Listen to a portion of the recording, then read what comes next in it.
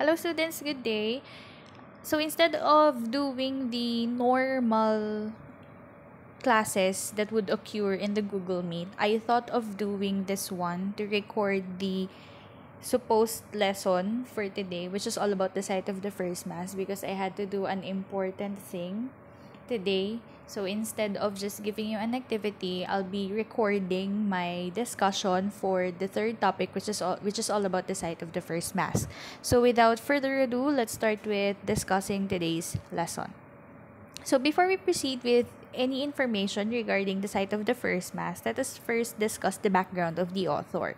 So in Seville, Pigafetta heard of Magellan's planned expedition and decided to join, accepting the title of supernumera or sobresaliente and the modest salary of 1,000 Maria de Vis. So when we say Maria de Vis, it's a medieval Spanish copper coin and monetary unit. So, kung sa atin, we are using peso today, nung panahon nila Magellan and ni Pigafetta, what they use is the Maradivis, which is the monetary unit or a copper coin that they used to buy or to purchase something. So, during the voyage, which started in August 1519, Pigafetta collected extensive data concerning the geography, climate, flora, fauna, and the native inhabitants of the place that the expedition visited. So it is safe to say, students, that Pigafetta did not only join the expedition just to help Magellan but to also discover things. So as you can see, words such as geography, climate, flora, fauna, and the native inhabitants of the places that the uh, exhibit expedition visited. He is also after the learnings of a lot of things concerning the expedition. Now let us focus ourselves with the words flora and fauna. So when we say flora and fauna, it is a term that was coined by biologists to refer to a collection of plants and animals given in a geographic location. So flora refers to plants while fauna refers to animals. So basically, he's also after discovering several species, not just only of plants but also animals that would differ from the places or the geographical location kung saan nag-undergo yung expedition nila during that time. So, in the continuation, his meticulous notes provided invaluable to future explorers and cartographers, mainly due to his inclusion of nautical and linguistic data, and also to latter day historians because of its vivid, detailed style. The only other sailor to maintain a journal during the voyage was Francisco Albo, Victoria's last pilot, who kept a formal logbook.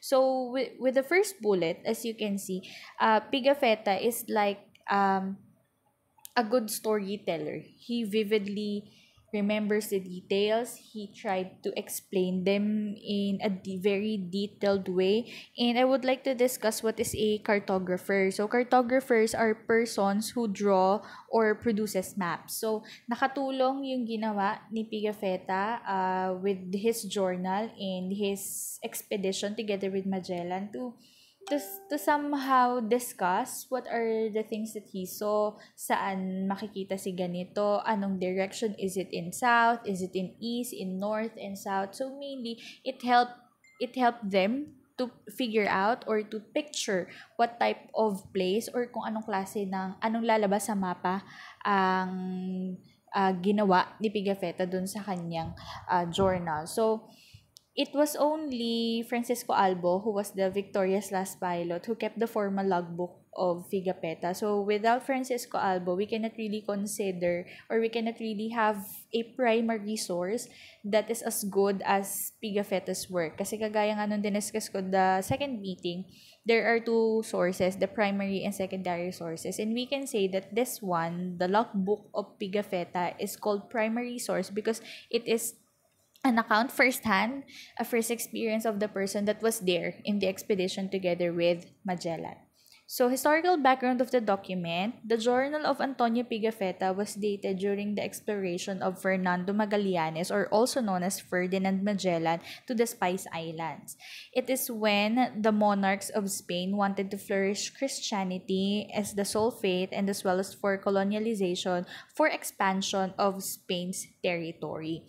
So, technically, Pigafetta or Antonio Pigafetta was with Ferdinand Magellan during his voyage or during his expedition to the Spice Islands. Alam naman natin lahat na it was not really in the Philippines na ang target nilang puntahan nung time na yon. It was in the Spice Island para nga naman makahanap sila ng iba pang pampalasa sa pagkain during that time. However, there are circumstances na nagpaikot sa kanila or nag-iba ng ruta papunta sa kanila sa Philippines or sa archipelago of the Philippines, which they landed. Now, the very reason why they had the expedition is, of course, number one, find the Spice Island. Number two, palawakin yung Christianity, because during that time there are only two religions that is widely known, the Christianity or the Catholicism, and then the Islam. So ang gustong mangyari ng hari ng Spain during that time is to accept Christianity as their faith or as their religion, and at the same time to expand the Spain's territory. Pagka nag-expand ng territory ang isang bansa, of course they are after the resources and the manpower. Kaya naman nila ginagawa yun. Kaya sila nananakop ng bansa mainly because of resources na pwede nilang makuha sa lugar na sasakupin nila. And of course, manpower nung mga native doon sa lugar na sasakupin nila. Now, content of the work is that the first Catholic Mass in the Philippines was held on March 3, 1521. That's Easter Sunday, according to his journal. It was said by Father Pedro de Valderrama along the shores of what was referred in the journals of Antonio Pigafetta as Mazua. Today, the site is widely believed by many to be Limasawa at the tip of southern Leyte, though it was contested by some who assert that the first mass was instead held at Masao, Butuan. So, it's quite a controversy as to saan ba talaga nagdaos or ginawa yung unang mass sa Philippines. Kasi kung matatandaan ninyo, back in elementary and high school, we are taught that it is in Limasawa, that the first mass was held in Limasawa. But there are some professionals or academicians that claims na hindi siya sa Limasawa. It is in Masao, Butuan or Butuan na ginanap yung unang misa sa Philippines. So we are contesting or we are trying to ask for a revision of the books that was published dahil hindi talaga siya sa Limasawa. So nagkaroon binalot ng controversy kung saan ba talaga unang ginanap yung misa or the first mass that was held in the Philippines. So let's continue. When Ferdinand Magellan and his European crew sailed from Sanlúcar de Barrameda for an expedition to search for spices, these explorers landed on the Philippines after their voyage from other proximate areas. So ito na yung sinasabi ko, there are circumstances that happen. So instead of them landing in Spice Island, they landed in what we call archipelago, kasi hindi pa naman Philippines ang pangalan nung time na yun. It was only called an archipelago. On March 28, 1521, while at sea, they saw a bonfire which turned out to be Mazua, believed to be today's Limasawa, where they anchored. On March 31, 1521, an Easter Sunday, Magellan ordered a mass to be celebrated, which was officiated by Father Pedro Valderrama, the Andalusian chaplain of the fleet, the only priest then. So, during expeditions, kailangan may kasama talaga silang priest to at least have a mass once a week, every Sunday. So, ganun yung faith, ganun yung Christianity faith that they are trying to practice early times.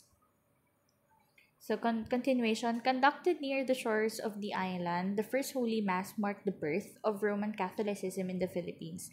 Colombo and Siao. So, I am apologizing if I cannot really enunciate or pronounce this name correctly. I tried to find it in Google pero hindi ko siya mahanap kung paano i-pronounce. So I'll just pronounce it based on the syllables or based on the vowels that is found. Colombo and Siao were the first natives of the archipelago, which was not yet named Philippines until the expedition of Ruy Lopez de Villalobos in 1543 to attend the mass among with other native inhabitants. So let's try to focus on Colombo and Siao. So Colombo and Siao are brothers who are Rahas. So when we say Rahas, they are they are high status people during that time. So sila yung mga monarch nung panahon ng bago pa dumating yung panahon ng Kastila. So they are called Rahas during that time. And then again, as I have mentioned a while back, Philippines is not really named Philippines beforehand until Ruy Lopez de Villalobos rather came to the Philippines. So nung panahon na yun, ang tawag nila sa bansa natin ay archipelago. Because when we say archipelago, it's a place that is surrounded by bodies of water. So ganun yung characteristics ng bansa natin. May mga island, tapos may nakapaligid dun yung mga bodies of water such as lake, rivers, and particularly oceans or seas.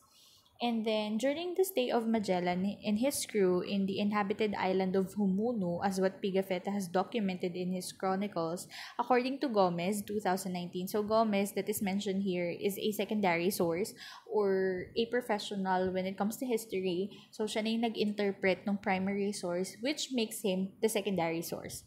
Argues that the first mass on Philippine soil was not in Agusan nor Southern Leyte and pointed out Palm Sunday must have been celebrated first before the Mass of Easter Sunday, which is obviously practiced up until today. So, ang sinasabi niya din lang dito, in bukod sa misa ng Easter Sunday, may isa pang misa bagong Easter Sunday, yung tinatawag nating Palm Sunday. Sa mga nagse-celebrate po dito ng Holy Week or sa mga nakakaalam on how to practice the Holy Week, bago po tayo pumasok sa araw ng Kwaresma, which is the Holy Monday, dadaan muna tayo ng Palm Sunday o yung Palaspas, Linggo ng Palaspas.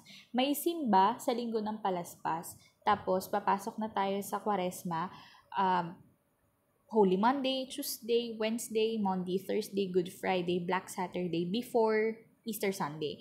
So, yung Easter Sunday is the araw ng pagkabuhay ni Kristo. So, sineselebrate din yan ng mga Christians or ng mga Catholics sa pag-welcome sa rebirth of the Savior Jesus Christ. So, according to Gomez, his interpretation is that it's not really on Easter Sunday where the first Mass was held. It was actually Palm Sunday. So, yun lang yung pinapalabas ni Gomez doon sa interpretation niya nung logbook or nung accounts that was made by Pigafetta.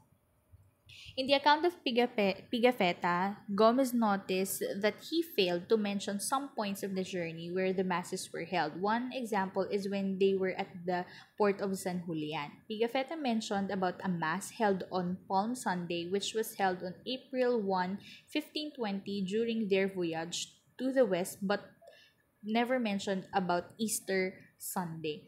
Same situation happened when the fleet arrived in the Philippines. Pigafetta only mentioned about the Easter Sunday Mass while he is silent on the Palm Sunday. So, dito tayo nagkakagulo. Yun nga yung sinasabi ko sa inyo about the interpretation of the secondary sources as to the logbooks or the journals or things that were written by the primary source. For further investigation, some points at Pigafetta's account was translated as follows. So, ito yung translation. At dawn on Saturday, March 16, 1521, Feast of Lazarus, Gomez inserted, we came upon a highland at a distance, an island named Zamal, which is now known as Samar. The following day, March 17, Sunday, the Captain General desired to land on another island, Humuno, which is uninhabited, in order to be more secured and get water and have some rest. He had 2 tents set up on shore for the sick.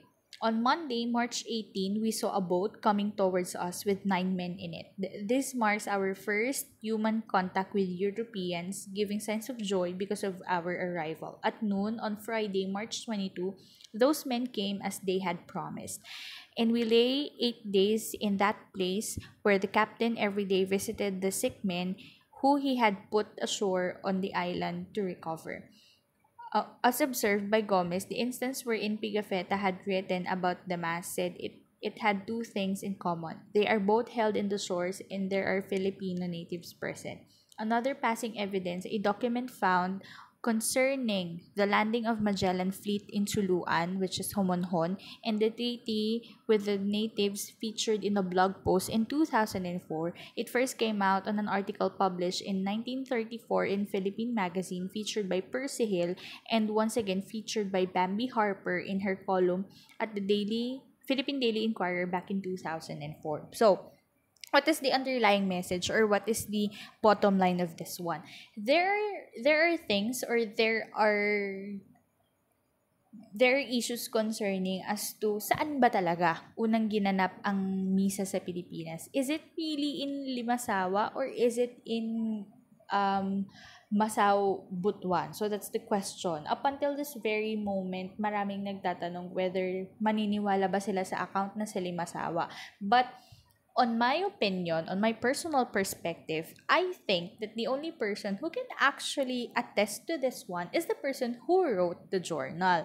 Kasi depende po yan sa interpretation. There is a wide array of perspective. Maraming tao ang pwedeng magsabi na, oo, sa Limasawa. Maraming tao pwedeng magsabi na hindi, sa Butuan. Kasi malinaw naman na yung Mazao, it is referring to Masao. So, maraming taong pwedeng magsabi, sorry for my term, maraming taong pwedeng makisawsaw to interpret the journal. But I think the only person who can actually attest to that is the person who wrote the logbook, or who wrote the information about that one. Kaya nga lang ang nangyari sa pagkaka-write down lang niya, he only said there that it was held in shores and Filipino natives were present. Of course, Filipino natives will be present because they are in the archipelago or in the Philippines. And of course, it will be in shore dahil isa tayong archipelago, we are surrounded by bodies of waters. But as I did some research, on August 21, 2020, this was just last year, the National Historical Commission of the Philippines, or the NHCP, settled the controversy over the official site of 1521 Easter Sunday Mass by favoring in Limasawa, Southern Leyte instead of Masao, Butuan City. So, yun yung inilabas na desisyon ng National Historical Commission of the Philippines, or the NHCP, once and for all, to end or to put a period with the debate whether it is in Limasawa or in Masao, Butuan City. Pinaboran nila yung matagal na ruling or matagal na desisyon na it was really in Limasawa and not in Butuan. But marami pa ding nagre-raise ng eyebrows, marami pa ding question mark whether it should be believed or it should be really considered that it is in Limasawa. But one thing is for sure, this has a period. This issue has a period because of the resolution or the decision given by the National Historical Commission of the Philippines. So regardless of where it is, the underlying message would be they held a mass sa Pinas, and then that's the start of the Christianity and the colonialization of the Spaniards. So that would be all for the discussion of the site of the first mass. Again, I do hope you would listen to this recording, and then we will back on our regular facing next week with the discussion. Have a great day. Stay safe. Salamat po.